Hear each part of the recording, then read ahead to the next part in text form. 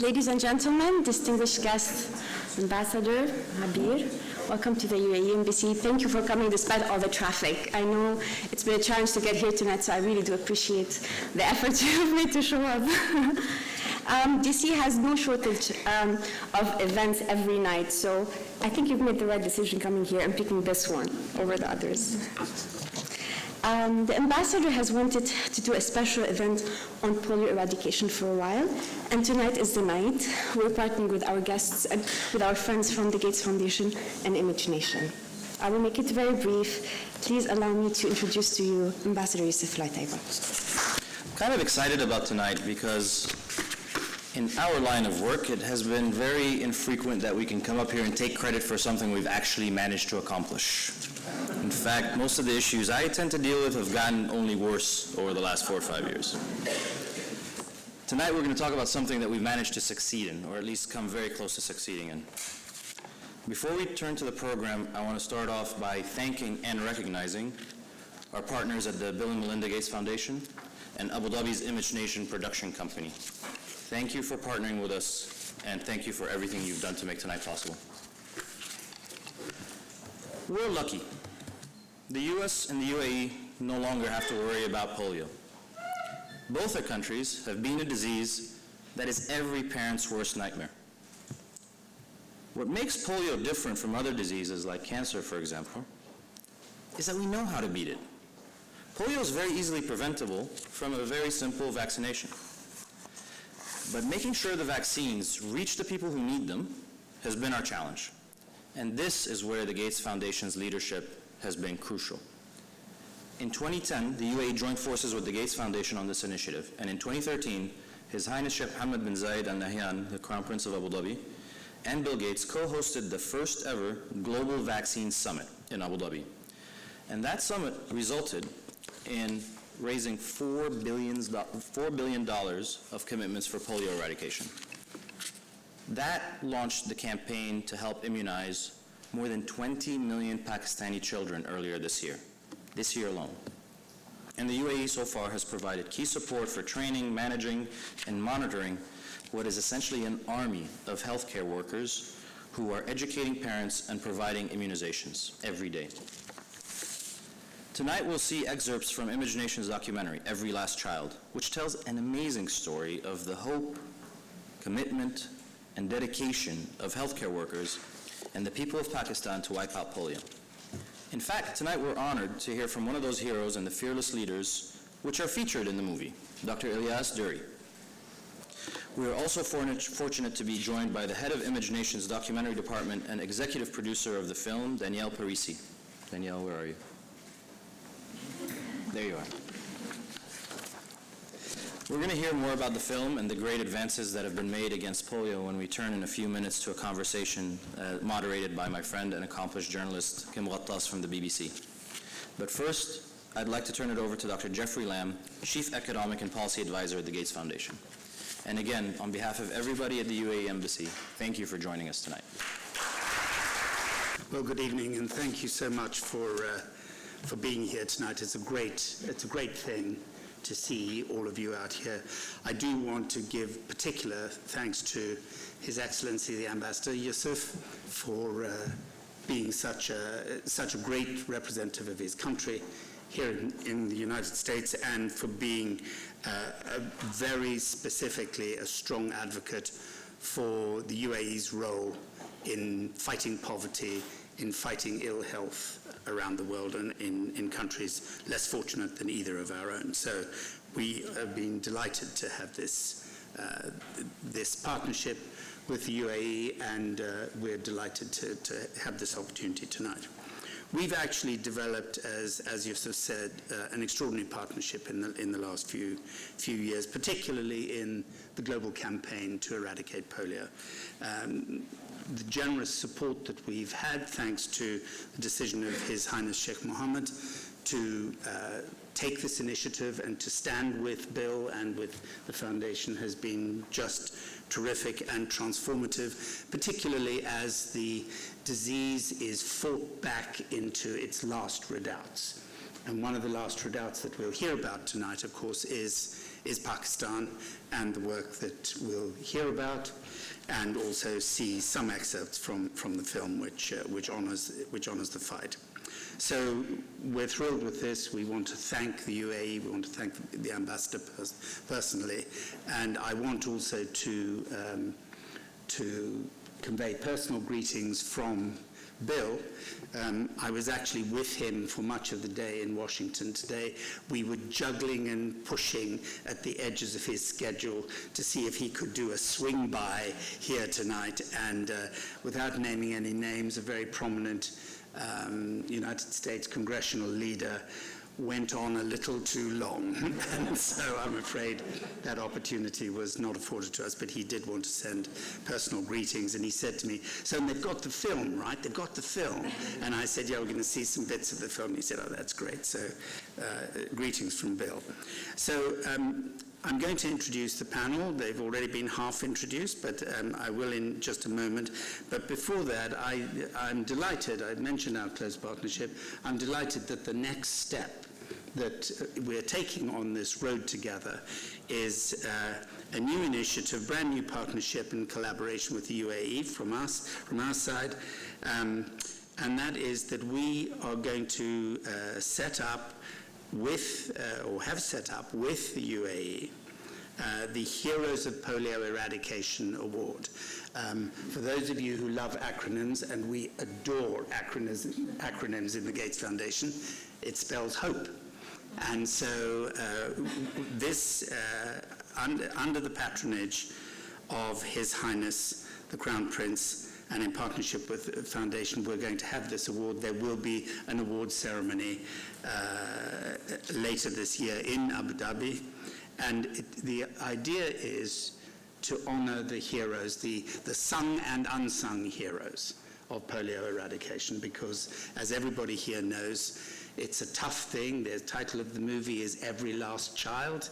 It's a tough thing to get to those last children, in some cases at great human cost to the heroes and heroines who are doing this. So we're delighted to join them. We think it's a great idea to have these awards. So thank you, Ambassador, and thank you to your country. So I am now going to turn it over to the real business of the evening. Kim Gattas is here and will be our moderator and keep us all in order and under control. She is joined on the podium by Elias Duri.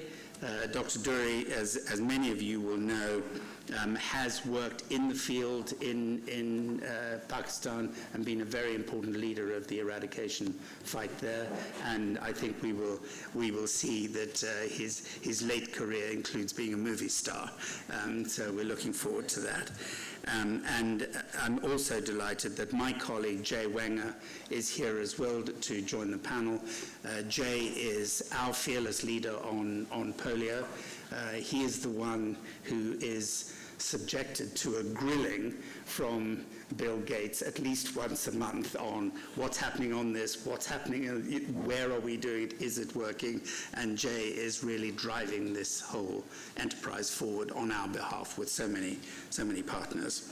So delighted at the panel, and I will turn it over to Kim. Thank you. I'm delighted to be moderating this conversation. I had the opportunity to report from Pakistan myself last year on the spread of polio. It's when I first met Elias, who gave me the lowdown on what was going on. There was an outbreak at the time. The number of cases were rising because of difficulties in access. The World Health Organization had declared it an international public health emergency. And it was an embarrassment for Pakistan. It was felt as an international embarrassment for Pakistan, but it was also a threat to its children. There's been some progress since then, of course. I was also there when this movie that we're going to see excerpts from was being made. The cameraman is a good friend. And what we're going to do now is we're going to see several excerpts from the movie, and after each one, we're going to have a little discussion between us. I will moderate the conversation, and then at the end, we will take some questions from the panel, from the audience, rather. The first clip we're going to see takes place in a Peshawar hospital.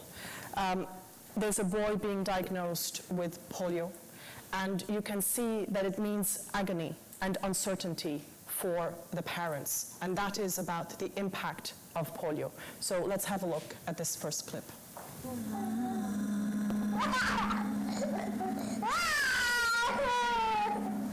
Oui. Bas.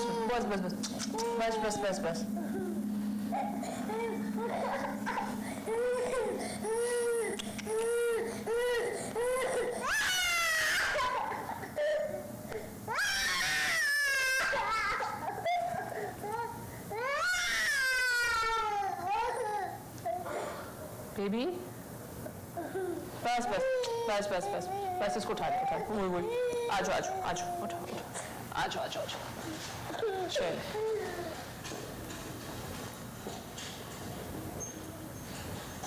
ज़बीउल्लाह, आप ये बताएंगे कि आपके बच्चे की बीमारी कब शुरू हुई और किस तरह शुरू हुई? इसका तकरीबन 1 महीने और 10 दिन हो गए। जब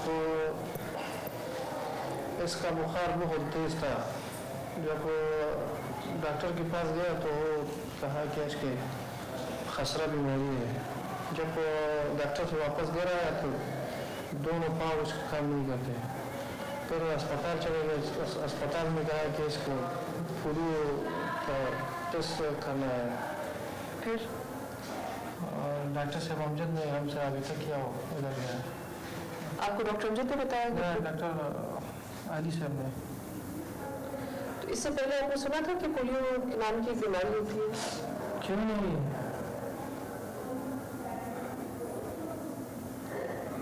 आप क्या कहते हैं कि आप क्या महसूस करते हैं बच्चे की माजूरी के बारे में? बस परेशान हूँ, क्या करें।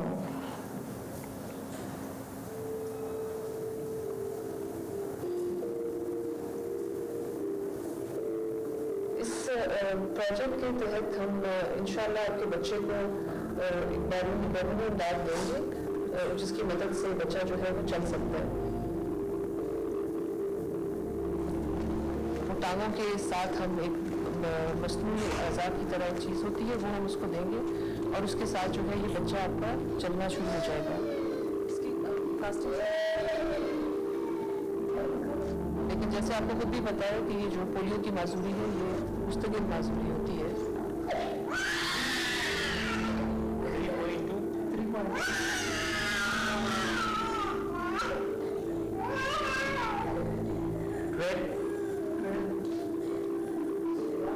हमारा मसीह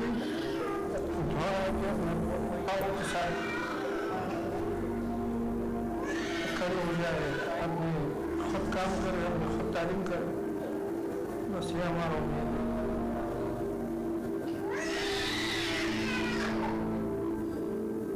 इतना हो जाए कि मोहताजी से दूर है।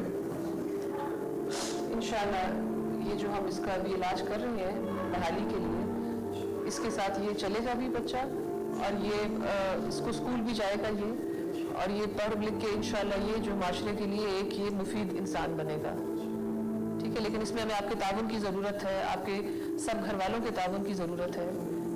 तो इसकी आगे जो है ये माशरे में एक फ़ाल रुकन बनने के लिए ये बहुत मुफीद होगा।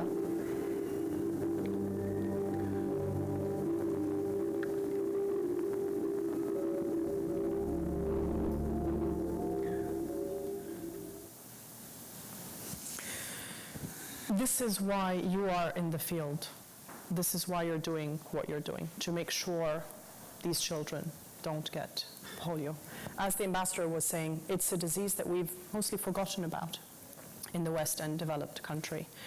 Tell us about the importance of eradicating polio for the foundation, why you decided that this was a disease that you wanted to get rid of, Jay.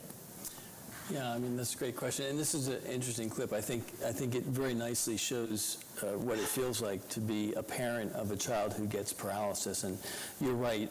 Now in the United States, in Abu Dhabi, no one thinks about polio. It's gone from here, which is great. But there was a time 60 years ago when everybody was scared to death about this disease. And the development of vaccines at that point, and specifically of a vaccine that could get rid of the disease, make the virus go away and become extinct like the dinosaurs, that was recognized. And I think the opportunity to use a tool that we have to get rid of a disease once and for all, a disease like this that can do this thing, would be a huge service to humanity. The program, the actual official eradication program, started officially in 1988, many years after the first vaccines were developed, when the World Health Assembly made this a goal. And over the years, we've gone from having polio in almost every country to right now having polio only in two countries, just and essentially one group of folks in Afghanistan and Pakistan. That's huge progress. We've gone from 350,000 cases a year to less than 100. And we're on the verge. I think the foundation sees this as a great opportunity to finish that job and to give a gift to humanity for basically forever, to get rid of this thing. And yes, in a country like Pakistan, where there are so many other issues that parents have to grapple with, whether it's safety or whether it's other diseases, how do you explain to people the importance of tackling polio and focusing on that when, you know, as I said, there are so many other diseases that are a real concern to people? You're absolutely right. And it's not easy if we just go one lane and just keep concentrating on polio and look that we are forcing it on people. I think during our time in different countries, including in India and in Nigeria also, we've learned that we really need to go back and listen to the community. What we mean by that is, you know, polio is not the only problem that they have in their environment. So to listen to them, come up with other programs that it also serves them in their problems of including health, and create that coalition with the community to go forward. So explaining it is really the way to go. Working with the community is the way to go. Working with religious groups is the way to go. But it's not only one or two, there's really a combination of all this that really is needed. We're going to discuss the partnerships a bit later on, and how some of it was tackled locally with local partners and regional partners. But Jay, tell us a little bit more about the role that the UAE has played, because when we were talking a little bit earlier on, you described the partnership with the UAE as a game changer for the eradication of this disease, for this program. Right. I think that in many ways, and we'll see in the next clip, the polio program and the eradication program to many people in the world is something distant, and they can't really see it. And in many places, the program is almost seen as a Western imposition on their countries. And to have a strong regional voice and a strong regional leadership from a country in the Middle East has been invaluable to the program in getting over these last hurdles, not only in Afghanistan and Pakistan, but actually throughout the whole region. Yes, when I was there, at the same time, when I was there last year, there was an outbreak. Yes. I was there early in the year. We weren't yet in the wet season. At the same time as now, last year, you had 239 cases in Pakistan.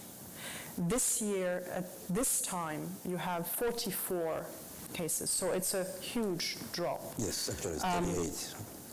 When I was there, access to North Waziristan was difficult. It had been almost impossible, if not totally impossible, for 2 years because the Taliban were not allowing access to the community. Tell us a little bit, where are we today? You know, what is the state of the campaign in the country in terms of access, in terms of numbers of children vaccinated? You know, how is it that we've made this progress, which is a great thing? Yeah, that's a very good question. I think everybody knows and heard about the increase in the number of cases in Pakistan last year to up to 305 cases, throughout 2014. And you're absolutely right. By this time of last year, we had 239 cases. This year, we have 38 cases. I think the whole progress that Pakistan was, going through, like in 2011 and 12, really got seriously disrupted when access to these children were completely hindered either through banning or through violence to vaccinators. I think that's when the virus had a space and a population, an immunized population to really outburst like the way it did.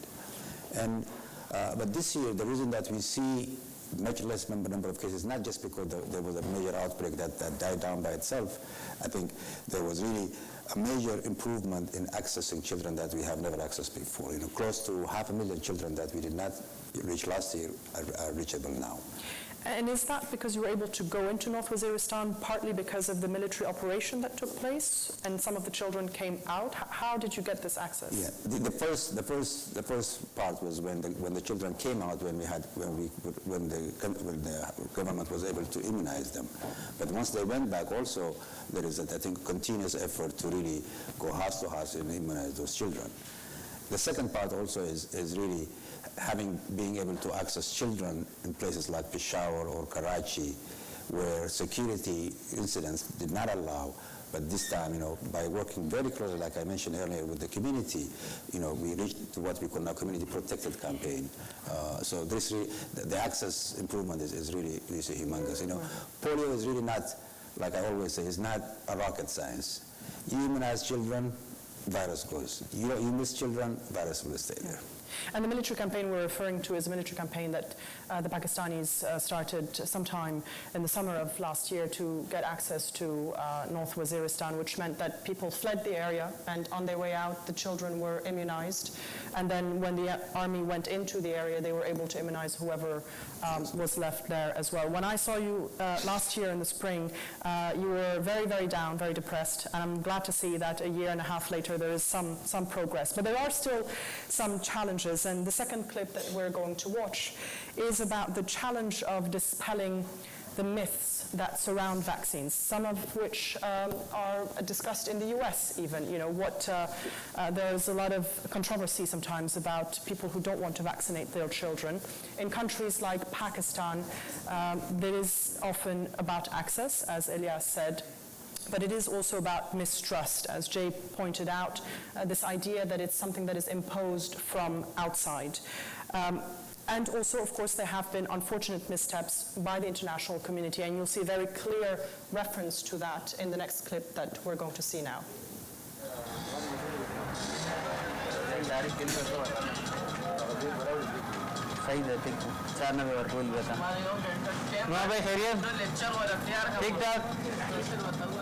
راغلی پولیو والا نو راغلی بلد راغلی پولیو والا پای کې وایي چې د جنکۍ د وخت نه مخکې بالغ شي او هلکان چې کوم دی نو چې ټایم راځي اخلاصي بیا افغانستان کې دا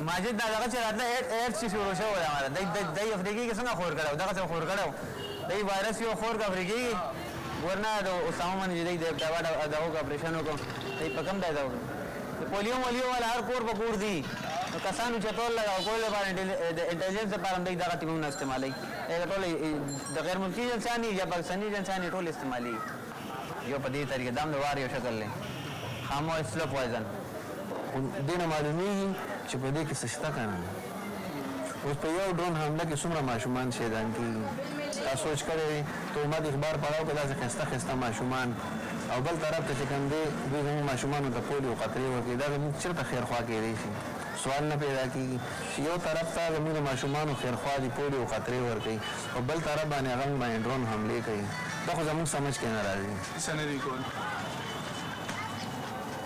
بس دا د یهودیانو د عیسایانو یو غټ سازش دی اوس دا ډېر غټ سازش دی د یهودیانو په دې طریقه ولې چې مسلمانان خو په نبي علیه السلام حدیث دی رانه چې تاسو داسې ښځو سره ودونه وکړئ چې هغه ډېر بچي راوړي نو هغوی ته خو پس دی چې مسلمانان خو بچي زیاته راوړي بله طریقه خو ورسره ونه نو دغه د پولیو یو طریقه ورته ایجاد کړي چې په دې په ذریعه باندې دوی د آبادي به کمه شي یہ اپنا 2,33,000 کا آپ نے بتایا نا مجھے چلے ټول مسلمان ته جوړ کړی دی قرآن خبره موږ ته ختمه کړله چې دا کله هم ستاسو دوست نشي جوړېدی خبره ختمه شوه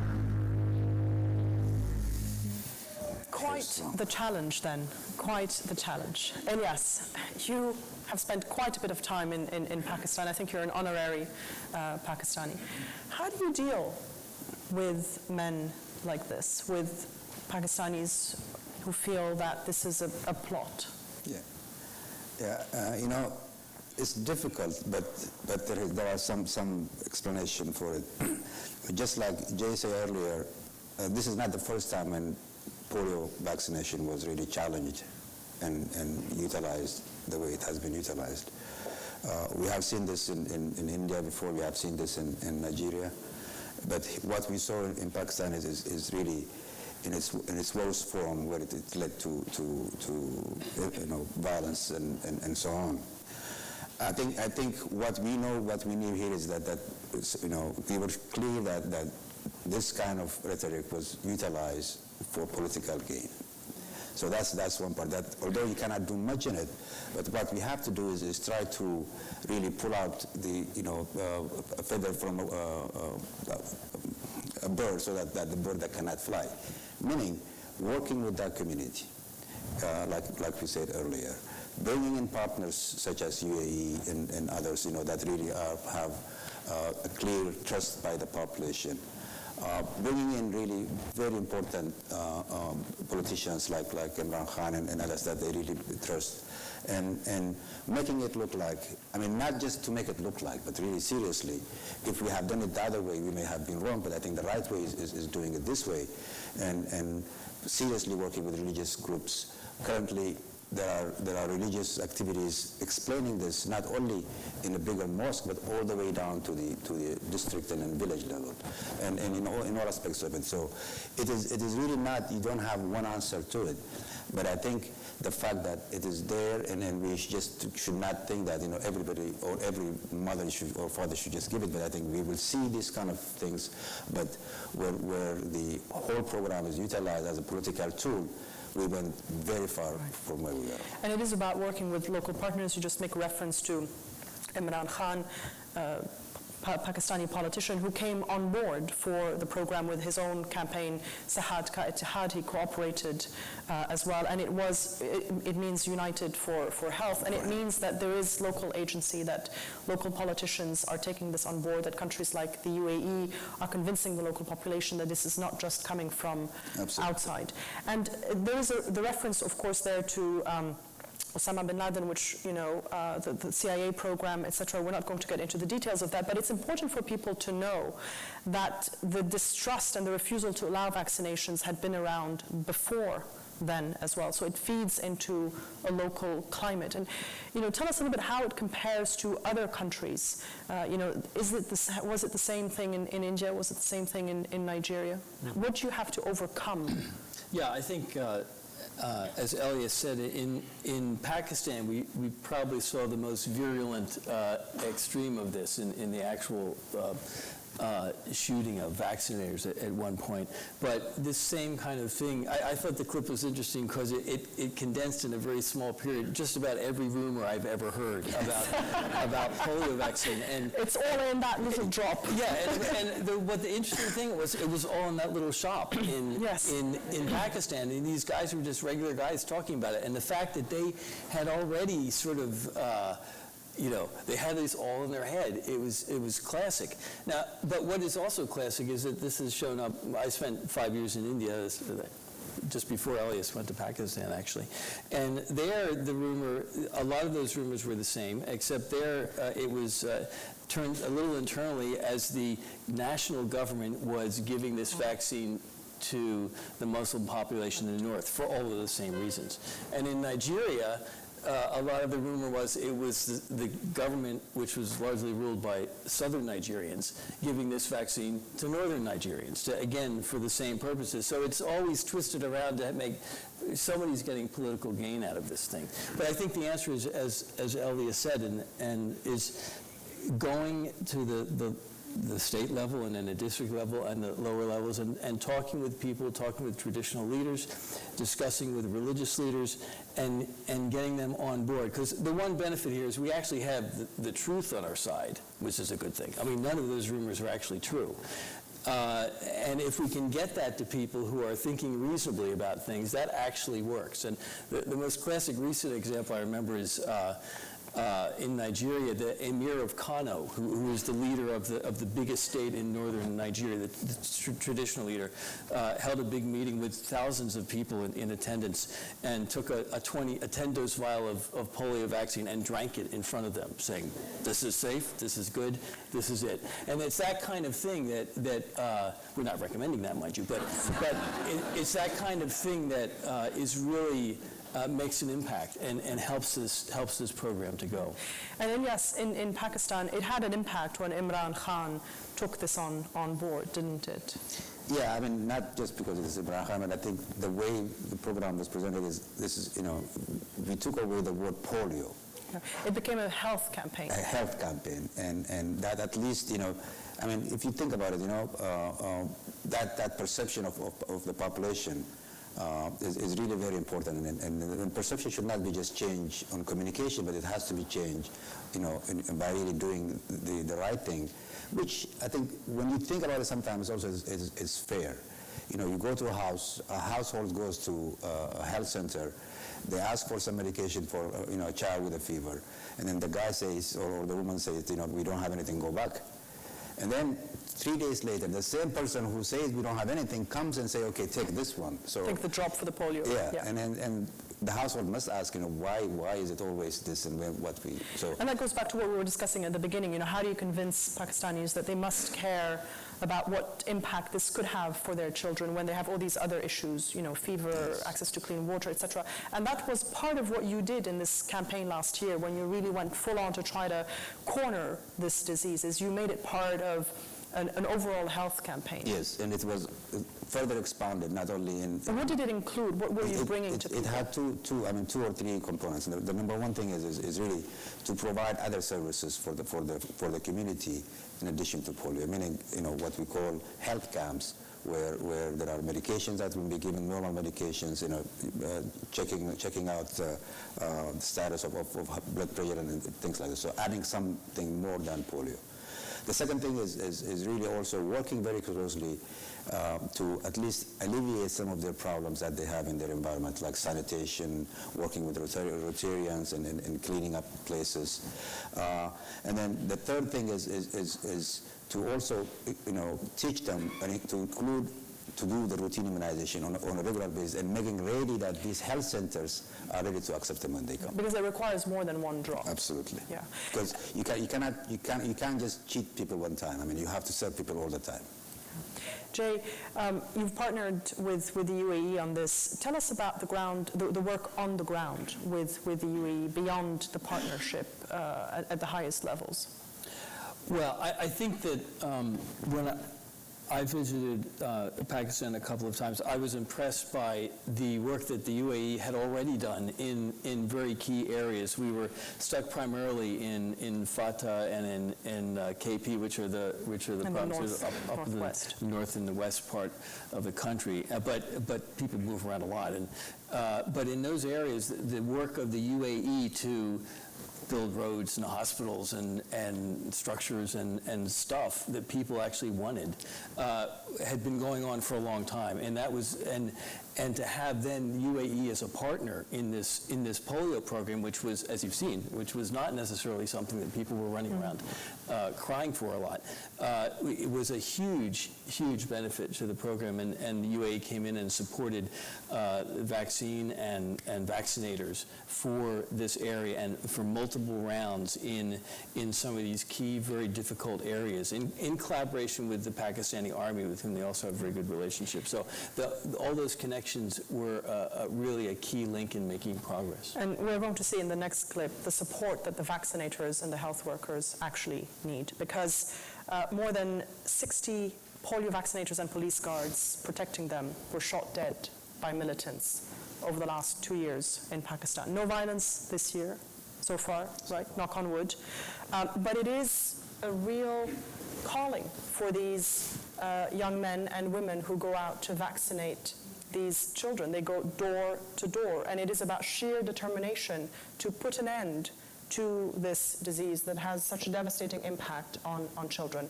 And we're going to look at one of the heroes of polio, or the campaign against polio, in the next clip.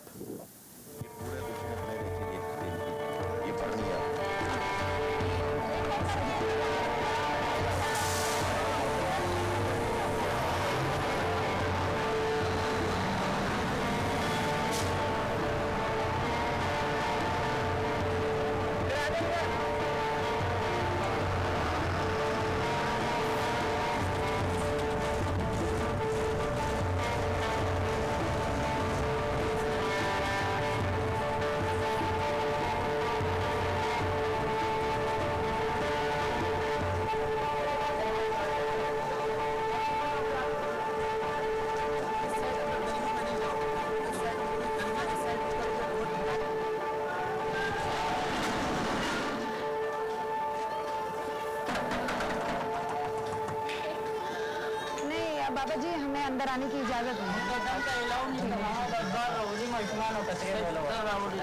तो लिटा दें ऐसे अपनी गोद में ऐसे करके लिटा दें ताकि ठीक है शुक्रिया जी आप लोगों ने चॉकिंग भी करनी है और जितने भी आप लोगों ने इनसे पूछना है फैमिली मेंबर फैमिली का पूछना है और साथ में मुझे भी बताना है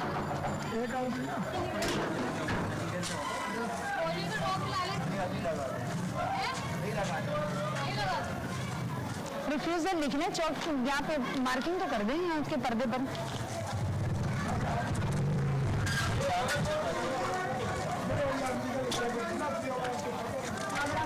बच्चे हैं नहीं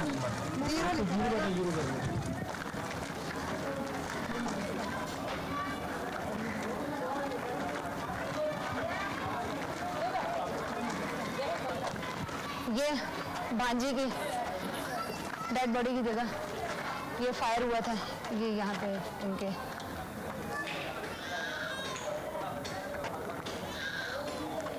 यहाँ पे जो है ना भांजी मेरी आई है उन्होंने दरवाजे को दस्तक दी है और उसके बाद जो है ना अचानक उन पर फायर हुआ है ये उनको फायर लगा वो यहाँ पे गिरी है फिर भाभी ने अपना डब्बा फेंका है और वो यहाँ दौड़ी है और ये जो सामने घर है यहाँ पे जो है ना उनको दरवाजा खुला हुआ था एक औरत कपड़े धो रही थी तो उनका एक पाँव अंदर था और एक बाहर था उन पे भी फायर हुआ है ये जगह थी यहाँ पे ये सब कुछ हुआ है इस जगह पे वो मतलब पीछे भागे है ना एक 18 साल के लड़के का बता रहे थे और एक 20 साल के जिस बाबा ने उनको देखा था ये घर था लास्ट इसी घर में बस ये दरवाज़ा खुला हुआ था यहाँ पे वो जो है ना बस यानी औरत कपड़े धो रही थी छोटा बच्चा है तो लोग कतरे पिला लिए ना अभी आई थी टीम आई थी हमारी ठीक है शुक्रिया जी बहुत बहुत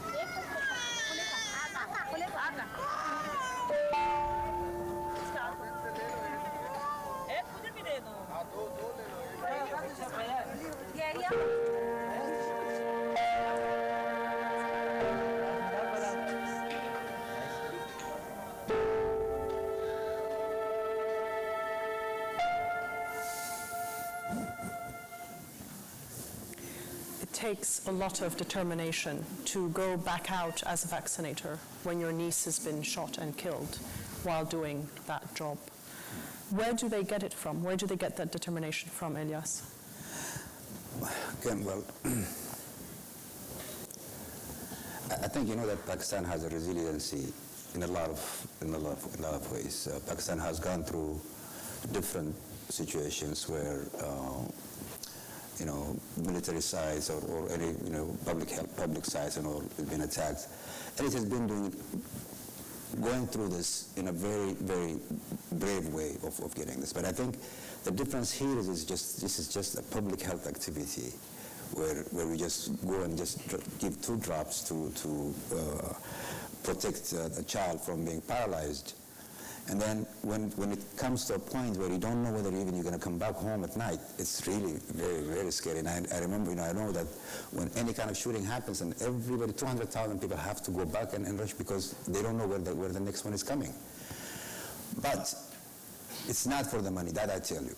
But the sheer determination that they have to say, look, these people are not going to stop us from finishing what we started, and then we're going to do go out and do the vaccinations again and again and again. And I tell you, since the shooting started, I can tell you more than 500 million doses of vaccine was given in Pakistan. So none of these ones are those simple doses that you give. Yeah. So it just tells you it's not only one or two people, but it's across the country. And it comes really from inside the fact that this is for their children, for their country. And of course, the army is supporting them, the government is supporting them.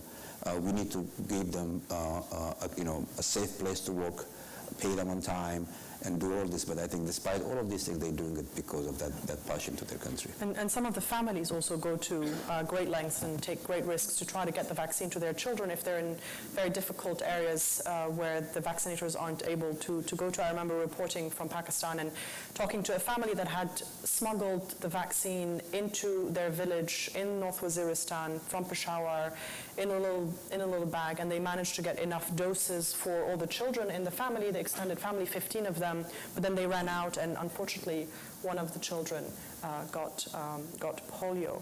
But we do want to end on a positive note because there has been progress made.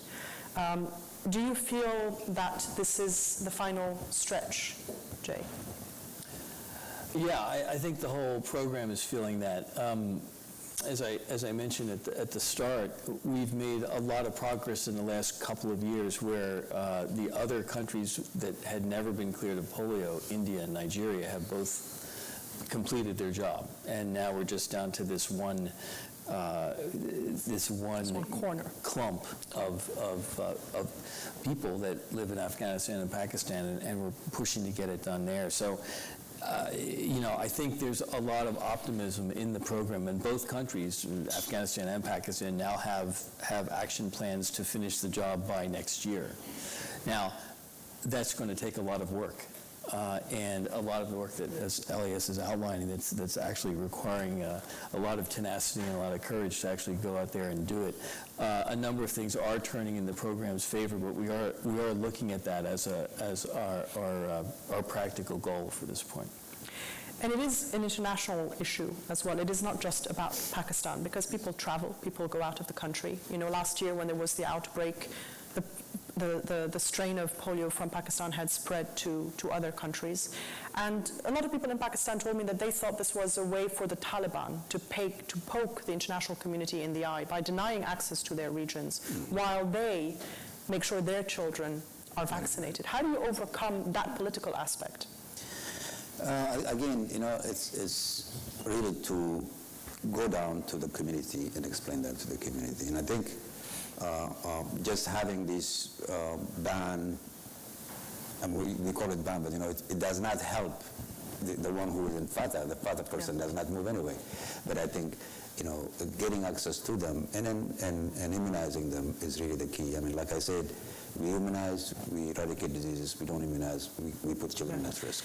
And there is traffic between Afghanistan and Pakistan, of course, and those are the two countries where you're having to track down the last cases in a way, or make sure that it is eradicated. Those are where we have the last cases. What does it require on both sides of the border in those two countries? Because we're very focused on Pakistan in this conversation, but it is important that it also be eradicated in Afghanistan. What does it require over there? Well, we call it cross-border coordination, and there are lots of issues that happen with trying to give every kid in a country vaccine, and one of them has to do with just saying, is that village your village or my village? Is my team supposed to be covering it, or is your team supposed to be covering it? And where does it stop and where does it begin? And those kind of questions, getting down to the nitty-gritty and have both Pakistani and Afghan teams get together and map it out and say who's doing what and making sure everything is covered is really critical. Elias already mentioned the transit team things. There are along each border slot with a road. There's a post where they vaccinate people coming this way and that way. But it's primarily coordinating between the two countries to make sure that no child is missed. We're talking about the final stretch.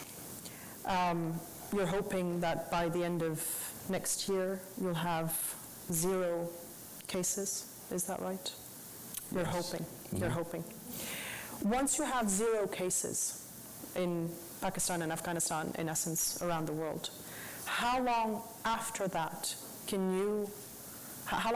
you need to declare that polio has been eradicated? And what does it take? How do you confirm that? How do you prove that? The plan is that, again, polio is a virus. It only lives in people. It can only travel from a person through a little bit of sewage for maybe a couple days or a week or something to another person. So that's, once you get all the people vaccinated and once you get it out of the people population, it's gone.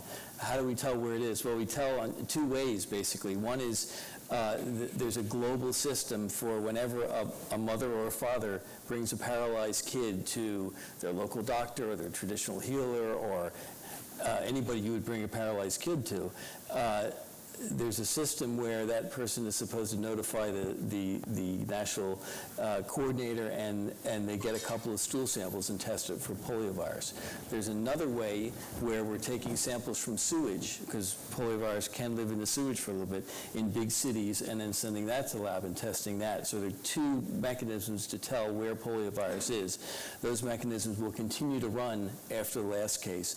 And when we've gone for 3 years with no new poliovirus cases anywhere and no poliovirus in the sewage, that's enough to say this is gone. Now, they've already done that. Wild poliovirus actually comes in 3 flavors. There's type 1, type 2, and type 3. And the vaccine covers all 3 types. We've already gotten rid of type 2. So that one was declared actually just a couple of months ago officially eradicated. The last time we actually saw a case was in 1999. So we're sort of 1/3 officially down. Type 3, we haven't seen one since 2012. We're still watching, but that one looks like that is down too. So now we're down to 1 type in 2 countries. And I think that excitement is what is driving us to say, yes, look, we've done it already for these types. We're right down to here, and we can tell where it's going to go. We can do it. Elias, last question for you before we go to the audience. What does the international community need to do? What do we all need to do to make sure this is a success? Yeah, I think to answer you to that, let me just give you again, re-emphasize the where we are from where we started. In 1998, we had 1,000 cases per day globally. 1,000 cases per day globally. In the last 6 New cases. 1,000 new cases every day. Absolutely. In the last 6 months, we had only 18 cases, meaning 1 case per 10 days. So look from where we started and where we are now. So this is really a winning situation that we do not want to lose this opportunity. So what we want the international community to do is to remember that, that this is, we're really right there to give these children, one of the best gifts that they could have. And also by ensuring that places that are already polio-free continue their surveillance, places that have just finished their outbreaks, maintain their vigilance with the immunization, and these 2 countries that are struggling to overcome these problems, really support them in whatever we can, so that final achievement is in our hand. Wonderful. We wish you the best of luck for this tangible success. As the ambassador said, in our line of business, we don't get a lot of very tangible successes, so that's great. Thank you both very much.